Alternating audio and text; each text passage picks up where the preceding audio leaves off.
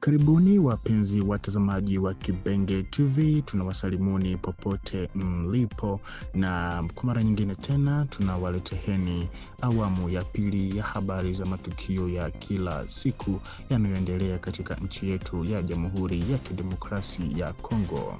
Waziri wa Ulinzi wa Jamhuri ya Kidemokrasia ya Kongo, wakati wa kikao cha baraza la mawaziri kilichofanyika hiyo jana Ijumaa tarehe 6 Februari mwaka huu, alisema kwamba katika jimbo la Kivu ya Kusini, jeshi la taifa FARDC limefanikiwa kuzuia mashambulizi za jeshi la Rwanda RDF wanaojiita M23 AFC na kurejesha udhibiti katika maeneo kadhaa yakiwemo Minembwe Centre. Kwa mujibu wa waziri huyo, FARDC wanaendelea na operesheni za kulinda na kutetea eneo la taifa katika nyanda za Moyen Plateau na za Haut Plateau za wilaya ya Fizi, Uvira na Mwenga. Kama ilivyo desturi katika sehemu zote zilizo chini ya udhibiti wa waasi hao wa kufanya kazi za kijamii zitwazo salongo tena za kulazimishwa kila Jumamosi, ila huko mjini Goma, jimboni Kivu Kaskazini, kunaripotiwa kuongezeka kwa hali ya wananchi kutoonyesha tena hamasa ya kushiriki katika kazi hizo. Wakazi kadhaa sasa wanachagua kubaki majumbani mwao bila kushiriki katika shughuli hizo, huku wengine wakiendelea kusafiri na kutembea kwa uhuru katika wakati ule ule ambao umetengwa rasmi kwa ajili ya kazi hizo za kijamii. Hali hii haijawapita macho mamlaka zilizopo ambazo zinatangaza kuimarishwa kwa hatua kali kuanzia wiki ijayo. Kwa mujibu wa mamlaka hizo za wahasi, dereva yoyote wa pikipiki, wa basi au gari binafsi isipokuwa ambulansi, mabasi ya shule na magari ya kijeshi atakayekutwa barabarani wakati wa salongo atakamatwa pamoja na abiria wake na chombo chake cha usafiri kitachukuliwa. Wanajeshi hao wa Rwanda chini ya jina la M23 wanazidi kujitolea muhanga na kuja kufa nchini Kongo kwa ajili ya maslahi binafsi ya Paul Kagame, na kufuatia uchunguzi uliochapishwa na DW idhaa yake ya Kifaransa unaangazia namna familia za wanajeshi wa Rwanda waliopoteza maisha nchini Jamhuri ya Kidemokrasia ya Kongo zinavyotendewa katika muktadha wa mzozo wa kivita unaoendelea mashariki mwa nchi hiyo. Kwa mujibu wa ushuhuda uliokusanywa na chombo hicho cha habari cha Ujerumani, familia za wanajeshi wa Rwanda waliouawa katika ardhi ya Kongo hupokea fidia ya jumla ya faranga milioni 2 za Rwanda, sawa takriban na euro 1160 ama 1160 euro, ambayo inatajwa kuwa ndio fidia pekee rasmi inayotolewa. Shahidi mmoja aliyenukuliwa kwa jina la siri kwa sababu za kiusalama anaeleza kuwepo kwa hali ya hofu na ukimya inayolazimishwa kwa familia zilizo katika maombolezo. Kwa mujibu wake, hakuna utambuzi wa wazi unaotolewa na mamlaka na familia hulazimika kuficha mazingira ya vifo vya wapendwa wao bila nafasi ya kuombolezwa kwa uhuru na heshima. Familia zinaishi katika hofu ya kudumu, kulazimishwa kunyamaza kuhusu kifo cha mpendwa wao, huku ikiwa ni jambo la kuumiza sana kisaikolojia. Kwa mujibu wa ushuhuda huo, fidia hii ya kifedha inaonekana kuwa ndio aina pekee ya utambuzi unaotolewa na serikali ya Rwanda bila mawasiliano yoyote rasmi kuhusu idadi ya vifo vya wanajeshi. Ufunuo huu unakuja wakati mjadala kuhusu ushiriki wa Rwanda katika mzozo wa mashariki mwa DRC ukiendelea kuwa mkali mjini Kinshasa na katika medani ya kimataifa.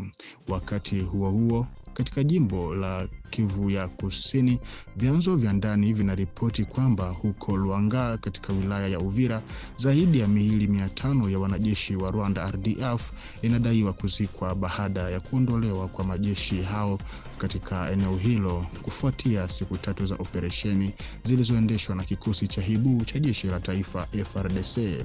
Iwapo fidia iliyoripotiwa na DW ingetumika kwa kila kifo, gharama ya jumla ya hasara hiyo ingefikia ya takriban euro 1580 ama 580,000 euro kwa serikali ya Rwanda. Hali ya kidiplomasia na urafiki kati ya Marekani na Rwanda inazidi kuzorota siku baada ya siku, wakati DRC inaendelea kuonekana kutengeneza urafiki wa kudumu na nchi hiyo ya Donald Trump. Na kwa sasa ubalozi wa Marekani mjini Kigali bado umefungwa kulingana na tangazo rasmi lililotangaza kusimamishwa kwa shughuli zake kuanzia tarehe 3 Februari mwaka huu. Wakati huo huo, balozi za Marekani katika nchi nyingine za eneo za maziwa makuu, hususan Burundi, Jamhuri ya Kidemokrasia ya Kongo, Uganda na Tanzania zinaendelea kufanya kazi bila kusitishwa. Tofauti hii ya hali si ya kawaida.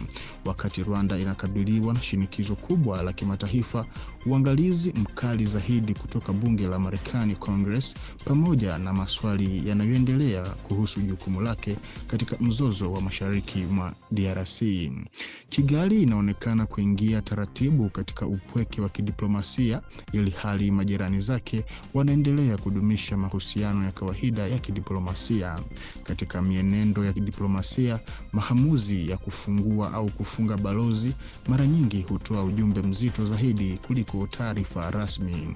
Aidha, licha ya kufungwa kwa sasa, ubalozi wa Marekani mjini Kigali umetangaza kuandaa mkutano wa wazi kwa raia wake wa Marekani utakaofanyika Alhamisi tarehe 19 Februari mwaka 2026 kuanzia saa 4 asubuhi hadi saa 6 mchana katika uwanja wa ubalozi huo.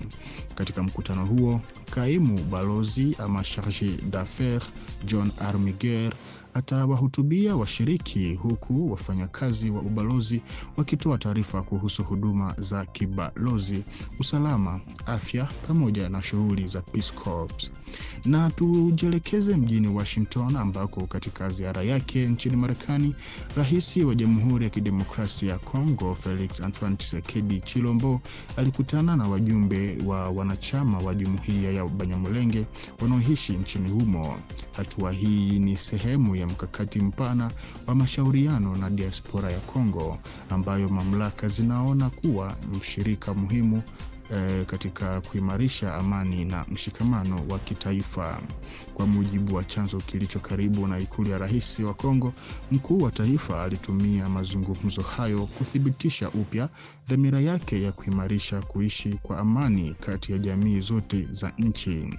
Alisisitiza kuwa tofauti za kitamaduni na kijamii za DRC ni nguvu na utajiri wa taifa, wala si chanzo cha migawanyiko. Rais aliwahimiza hivyo Wakongo wote walioko ndani ya nchi au nje ya nchi kujihusisha kikamilifu katika juhudi za maridhiano, amani ya kudumu na umoja wa kitaifa.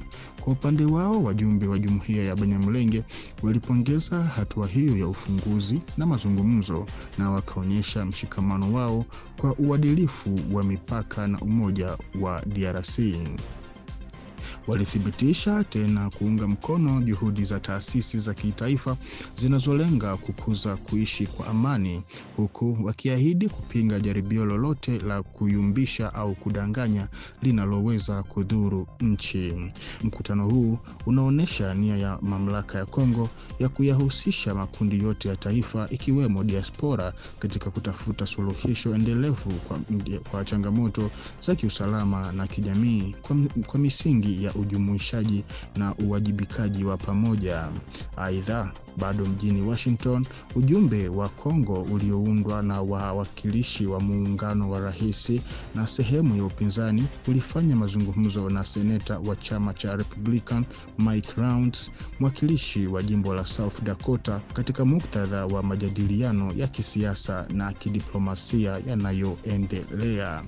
Na kwa taarifa hii, mpenzi mtazamaji wa Kibenge TV, ndiko ambako tunakwenda kuweka nukta kwa awamu ya pili ya habari za matukio ya kila siku ya leo tarehe 7 Februari mwaka 2026. Na kwa kuzidi kuhabarika zaidi, endelea kuambatana nasi sambamba hapa kwenye Kibenge TV ili upate dondoo zingine za moto.